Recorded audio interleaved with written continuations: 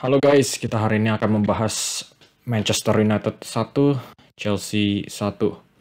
Pertandingan yang cukup berantakan, soalnya nggak ada tim manapun yang bisa mengontrol bola.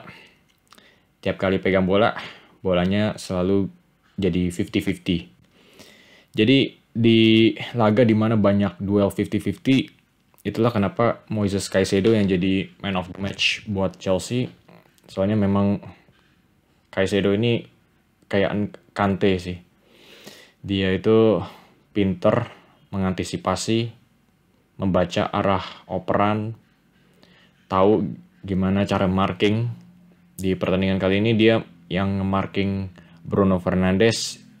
Fernandes nggak bisa bernapas, soalnya memang di belakangnya dibayang-bayangin Caicedo. Dan dia juga yang dapetin golnya nih, Caicedo, tendangan volley yang menyamakan kedudukan.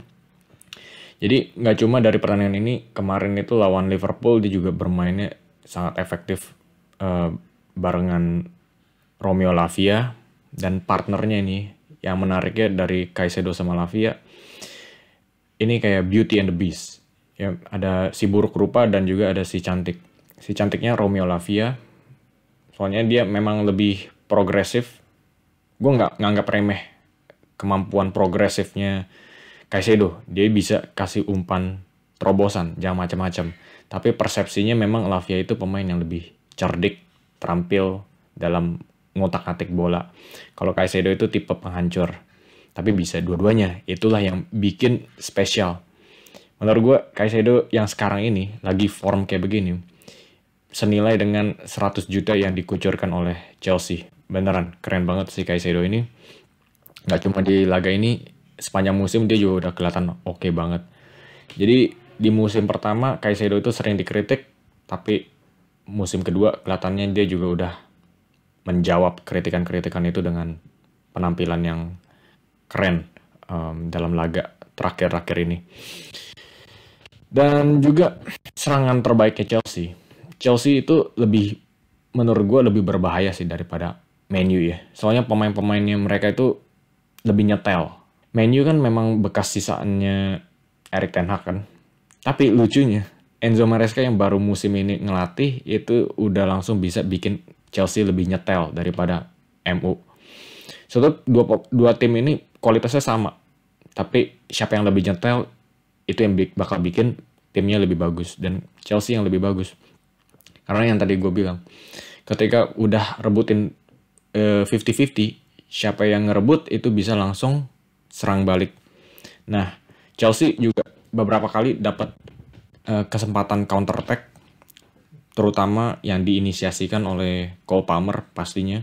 Tiap kali Chelsea mau counter, pemain-pemain langsung lihatnya siapa nih, di mana nih si Palmer, kasih bola ke dia yang bakal jadi playmakernya. Keren banget si Cole Palmer ini. Dia itu bener-bener sentuhan-sentuhannya ya, bener-bener kayak orang Brasil. Bener-bener dia itu pinter banget. Dia tuh udah tahu 1-2 langkah ke depan. Jadi dia soal ngedribble, visinya itu juga keren banget. Semuanya tuh udah ada di otaknya, ada di dalam imajinasinya. Kayak ada satu nih yang gue lihat, dia ngelewatin Casemiro mau coba marking, terus si Palmernya ini udah sentuh bolanya ke belakang, Casemironya udah momentumnya udah ke depan, mesti mundur lagi. Terus si Rashford juga dijaga juga sama Rashford tuh, nggak cuma satu orang, dua orang. Tapi kalau Palmer itu udah tahu mau taruh bolanya di mana, dia bisa langsung ngelewatin dua pemain itu. Ada juga overhead flick, ya, dia lambungin bola ke atas kepalanya Lisandro Martinez yang mau coba cegat, akhirnya dapat kartu kuning si Martinez. Si Palmer ini benar-benar nggak kesentuh lagi di form ini, dan dia juga berbahaya banget.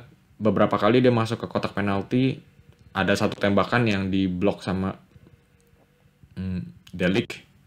Itu kalau nggak diblok itu udah masuk sih. Tendangannya si Palmer ini juga jitu banget. Terus ya akhirnya pertandingan ini ya masih 50-50 gitu loh, sampai akhirnya ke babak kedua. Dan untungnya Manchester United yang dapat penaltinya nih. Højlund yang dijatuhkan di dalam kotak penalti, tapi yang harus dipuji, Højlund juga harus dapat pujian sih, ngedribble sedikit. Tapi yang paling banyak harus dipuji Casemiro, soalnya bola lambungnya. Musim ini sejak pertandingannya lawan Liverpool di Old Trafford, Casemiro itu udah dapat kritikan kalau ini pemain yang udah hilang. Tapi dia ngebales. Dia bilangnya, gue itu bukan DM murni. Gue itu lebih suka jadi playmaker. Nah, persepsi orang kan ini DM. Ya kan? The Beast gitu, bukan The Beauty. Tapi si Casemiro-nya ngelihat dirinya sendiri itu sebagai The Beauty. Dan memang umpan-umpan lambungnya tuh keren banget.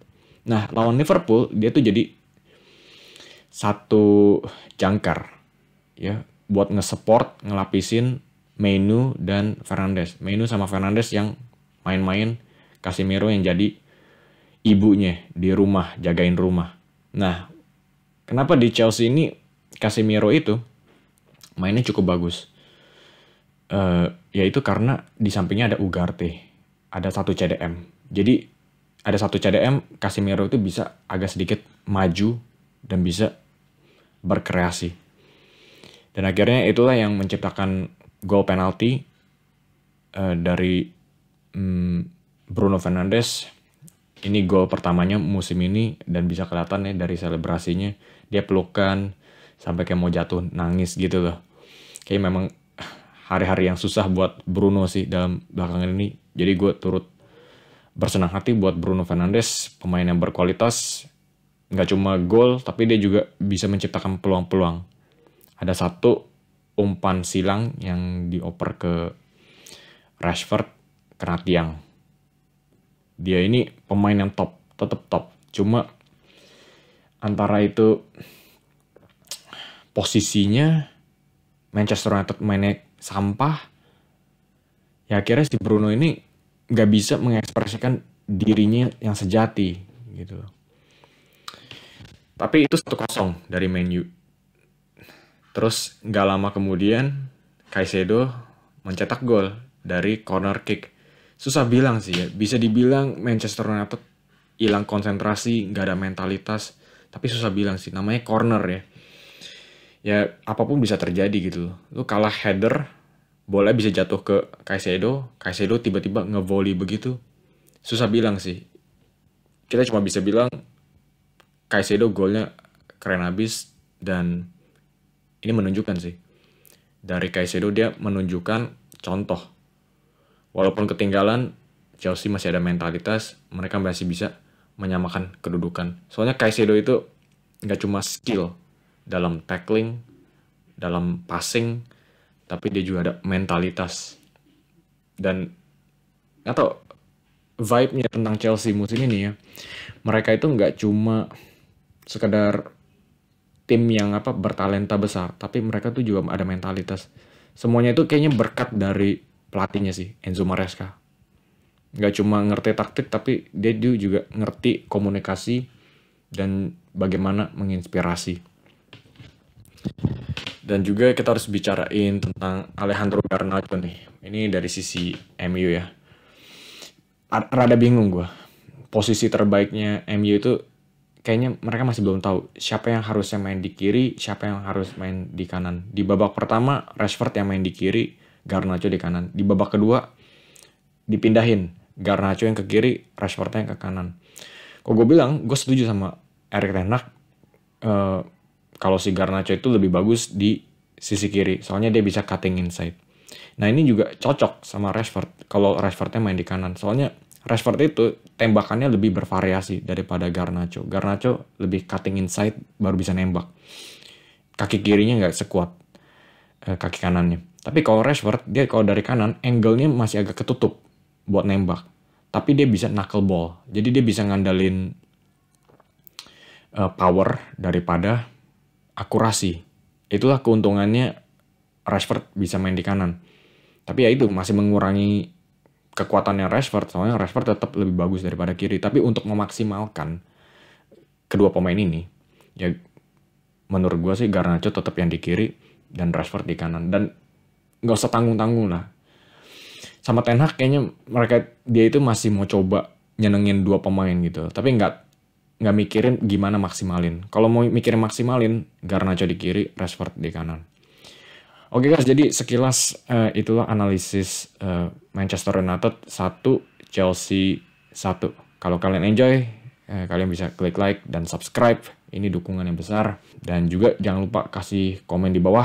Menurut kalian Chelsea ini pantas nggak masuk top 4 musim ini? Dan menurut kalian gimana juga Manchester United? Apakah udah kerasa manajer bounce-nya setelah kepergiannya Erik ten Hag? Ruud van Nistelrooy kelihatannya happy banget ya ketika United mencetak gol pertama lawan Chelsea ini. Kelihatannya ada passion dari sana, tapi ya dalam beberapa minggu kemudian harus digantikan oleh pelatih aslinya, Ruben Amorim. Jadi sampai di sana aja. Oke, klik like, subscribe, dan komen. Terima kasih atas perhatiannya. Sampai jumpa di video selanjutnya.